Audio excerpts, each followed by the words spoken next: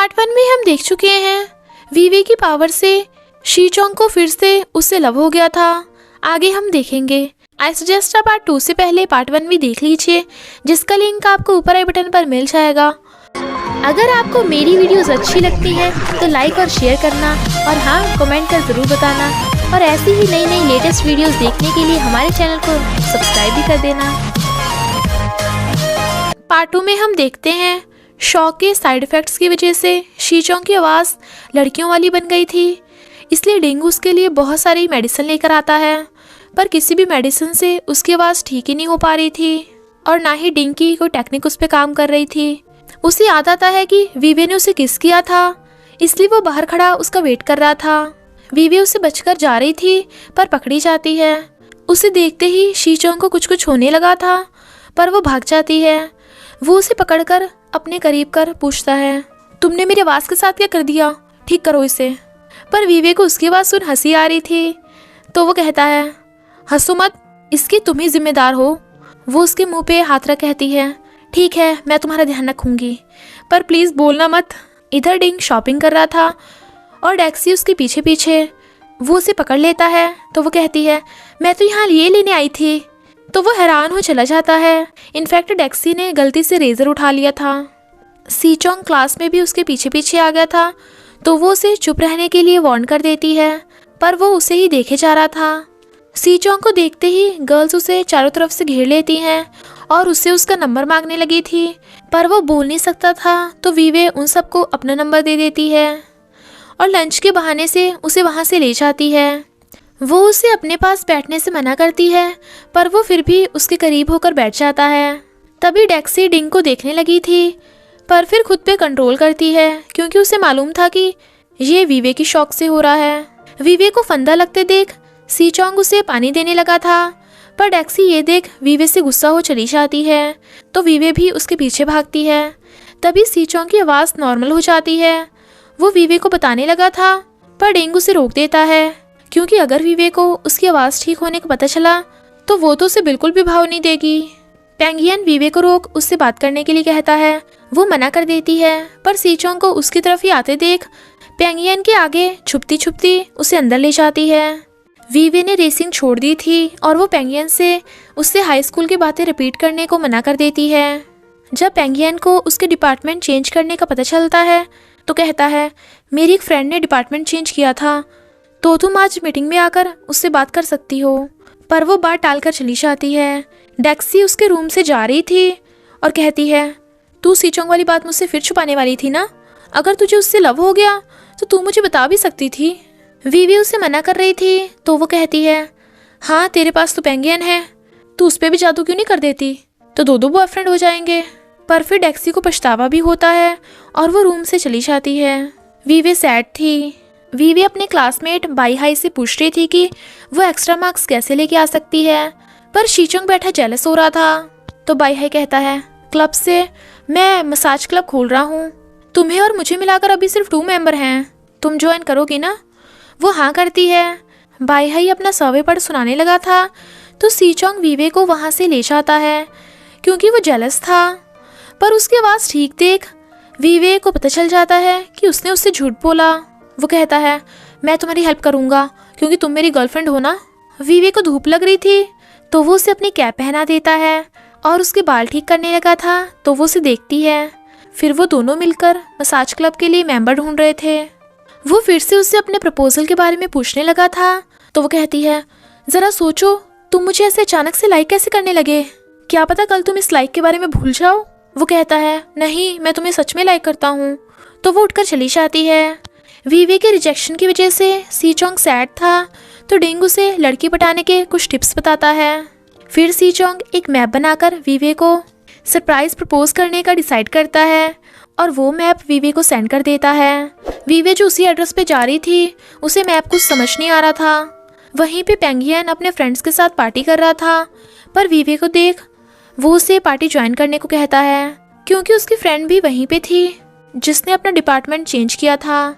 इधर शीचोंग वीवे का वेट कर रहा था और उसे फ़ोन करता है, पर वो फ़ोन पिकअप नहीं करती। तभी डिंग उसे वीवे और पेंगियन की फ़ोटो दिखाता है, तो जेलस शीचोंग भागता है और वीवे को ज़बरदस्ती वहाँ से ले जाने लगा था। पेंगियन कहता है छोड़ो उसे। वो कहता है इससे तुम्हें क्या। पेंगियन उनके पीछे जाने वाला था पर उसके टल्ली दोस्त की वजह से नहीं जा पाता। सी चोंग वीवे को फ्लावर्स दिखाता है जो उसने उसके लिए रेडी किए थे और कहता है मैं हमेशा तुम्हारे बारे में सोचता रहता हूँ, तुम मुझे अभी आंसर दे दो, क्या तुम मुझे एक्सेप्ट करोगी। वीवे की हार्ट बीट बढ़ने लगी थी और उसका हाथ टच होते ही वहाँ की सारी लाइट्स अपने आप जगने लगती हैं।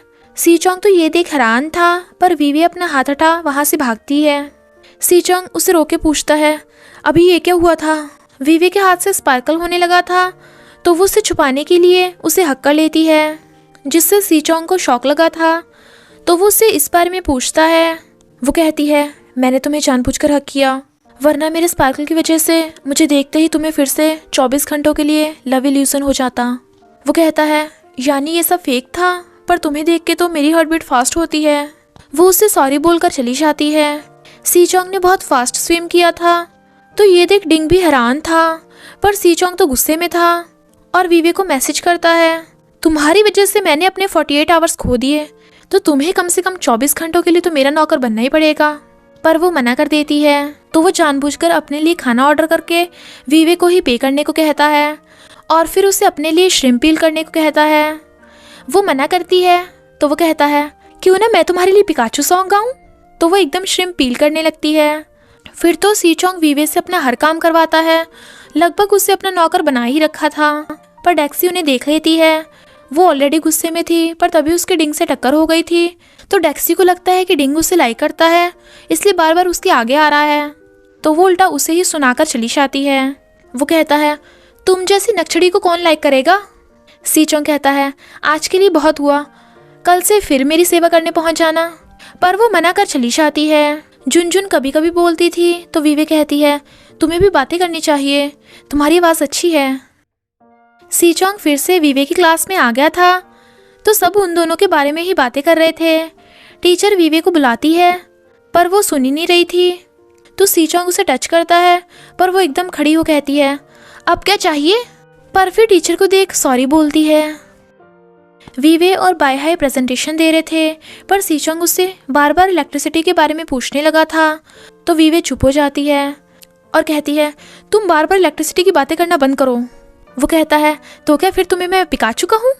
पर वो चली जाती है। सी चोंग फूला हुआ बैठा था तो डिंग कहता है क्या वीवे भाभी की याद आ रही है। वो कहता है वीवे भाभी, सही से बोल, हम दोनों का कोई चक्कर नहीं चल रहा। इधर पेंगियन और जिस कंपनी के लिए वो काम करता है उसका बॉस सी चोंग के पेरेंट्स से बात करते हैं कि उन्हें सी चोंग को सेलिब्रिटी बनाने के बारे में सोचना चाहिए, क्योंकि वो एक अच्छा स्विमर के साथ साथ बहुत हैंडसम भी है और लड़कियां तो उसके लिए ऑलरेडी पागल हैं। वीवे मसाज क्लब का फॉर्म स्कूल काउंसलर से साइन करवाने आई थी तो काउंसलर बदले में उससे बहुत सारा काम करवा रहा था पर फिर भी साइन करने में नखरे दिखा रहा था तो वीवे सैड होती है। तभी सी चोंग आकर वीवे की साइड लेता है और कहता है वीवे तुम इसे शॉक लगाओ। तो वो एकदम उसके मुंह पे हाथ रख देती है। पर सी चोंग को तो काउंसलर पर गुस्सा आ रहा था क्योंकि वो हमेशा ही स्टूडेंट्स को बुली करता है तो काउंसलर साइन करने से मना करके भाग जाता है। वीवे सैड हो जाने लगी थी तो सी चोंग कहता है सॉरी, मैं अब फिर कभी भी इलेक्ट्रिसिटी की बात बिल्कुल नहीं करूँगा, पर अगर तुम्हें फिर भी गुस्सा आ रहा है तो तुम मुझे शॉक दे देना। वो कहती है तुम नहीं समझोगे। वो कहता है मैं समझ रहा हूँ कि तुम सैड हो। इनफैक्ट एक बार किसी लड़के ने उसका स्पार्कल देख लिया था जिससे सब वीवे को उल्टा सीधा बोल रहे थे, पर उस टाइम वीवे का सबसे क्लोज फ्रेंड भी उसे छोड़कर चला गया था और वीवे को अपना स्कूल चेंज करना पड़ा, इसलिए ही उसने अपनी स्पार्कल वाली बात सबसे सीक्रेट रखी। तो सी चोंग समझ आता है कि इसी वजह से वीवे फिजियोलॉजी से इकोनॉमी डिपार्टमेंट में ट्रांसफ़र लेना चाहती है। डिंग को लगता है कि सी चोंग की स्विमिंग स्पीड वीवे के लव की वजह से ही बढ़ी है, पर वो कहता है ऐसा कुछ नहीं है। काफ़ी बुक्स पढ़ के और इंटरनेट पे रिसर्च करने के बाद सी चोंग को ध्यान आता है कि वीवे उसे शॉक देती है, तभी उसकी स्विमिंग स्पीड बढ़ जाती है और वो वीवे को फ़ोन कर स्विमिंग पूल के पास बुलाता है और फिर उसे टाइम रिकॉर्ड करने को बोलकर खुद स्विमिंग करने जाता है। वो 54 सेकंड में ही अपनी रेस कंप्लीट कर लेता है। तो वो कहती है तुमने मुझे इस काम के लिए बुलाया था। वो कहता है मुझे अपना शौक दो। वो हैरान थी और इसी के साथ पार्ट 2 का एंड हो जाता है। बस थोड़ा सा इंतज़ार करना, फिर मिलेंगे नेक्स्ट पार्ट में।